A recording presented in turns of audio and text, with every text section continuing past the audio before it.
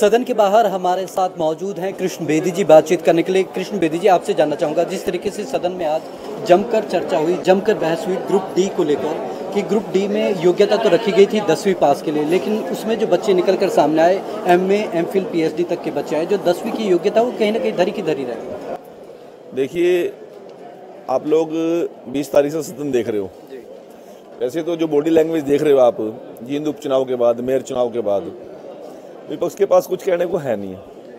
आज इस प्रकार का हताश, निराश और बिखरा हुआ विपक्ष आज से पहले हमने कभी नहीं देखा और 5वें साल में नहीं देखा। और जिस प्रकार से कोई गंभीर इनके पास मुद्दे नहीं है, किसी बात को ऑथेंटिक बात नहीं है, परंतु एक बात कहने के लिए, एक उपस्थिति दर्ज कराने के लिए केवल बात कह रहे हैं।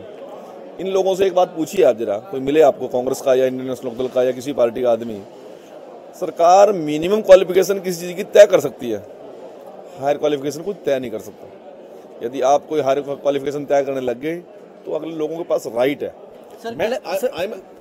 आई एम पोस्ट ग्रेजुएट, मेरी मर्जी है, मैं किराने की दुकान करूं सर, मैं ऑटो चलाऊं सर, मैं ड्राइवरी करूं, जी जी, मेरी मर्जी है ना।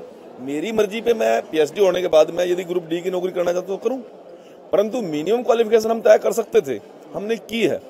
और ऐसा नहीं है कि ये जो कुछ बोल रहे हैं ये दूध के दूल्हे हुए हैं, सारा कुछ सच बोल रहे हैं। इन लोगों के पास कोई विषय है ही नहीं बात करने का। और हताश और निराश विपक्ष की कोई बात का जवाब देना, मैं भी कोई खास अपनी जिम्मेवारी नहीं समझता। सर, कलेक्ट्रेट रेट को लेकर भी सदन में हंगामा हुआ कि अलग अलग कलेक्ट्रेट रेट हैं, तो इसके लिए सरकार क्या प्रावधान कर सकती है? देखिए, जो लोग आज कलेक्टर रेट को लेकर हंगामा कर रहे थे वो सारी चीज़ों से वाकिफ है। हर जिले का, हर ब्लॉक का एग्रीकल्चर का रेट अलग है, अनडेवलप कॉलोनी का रेट अलग होते हैं, डेवलप कॉलोनी के अलग रेट होते हैं, हुड्डा के अंसल के रेट अलग अलग होते हैं। तो वो कलेक्टर रेट के उस लोकेशन के हिसाब से तय किए जाते हैं, परंतु फिर भी सदन के अंदर में कोई बात रखी है उसके ऊपर चर्चा कर लेंगे। गन्ना मिलों में, प्राइवेट गन्ना मिल हो चाहे सरकारी गन्ना मिल हो, किसानों का बकाया अब भी बाकी है। सदन में इस पर भी चर्चा हुई कि आखिरकार किसानों का पैसा उनको कब तक मिलेगा। मैं बोल रहा हूँ, हरियाणा के विपक्ष का दिवाला पिट चुका है और इतना हताश और निराश मैंने विपक्ष आज तक नहीं देखा।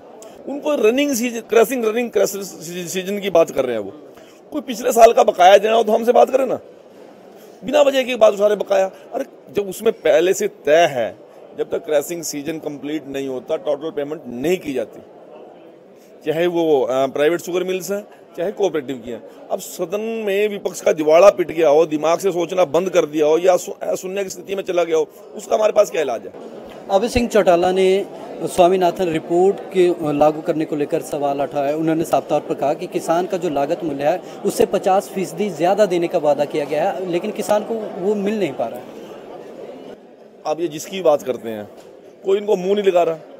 नगर निगम के चुनाव हुए तब इनको किसी ने पूछा, छात्र संघ के चुनाव हुए उसमें किसी ने नहीं पूछा, और अब बाई इलेक्शन हुआ उसमें किसी ने नहीं पूछा।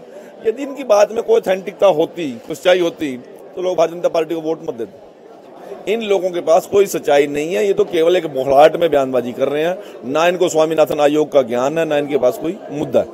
तो ये थे कृष्ण बेदी जी। इनका साफ तौर पर कहना है कि विपक्ष इस समय मुद्दाविहीन है, उनके पास कोई मुद्दा नहीं है, इसलिए सरकार लगातार जो है उनके सवालों का जवाब देने के लिए तैयार है, लेकिन विपक्ष के पास कोई मुद्दा नहीं है। कैमरामैन अमनदीप सिंह के साथ विवेक शर्मा की रिपोर्ट।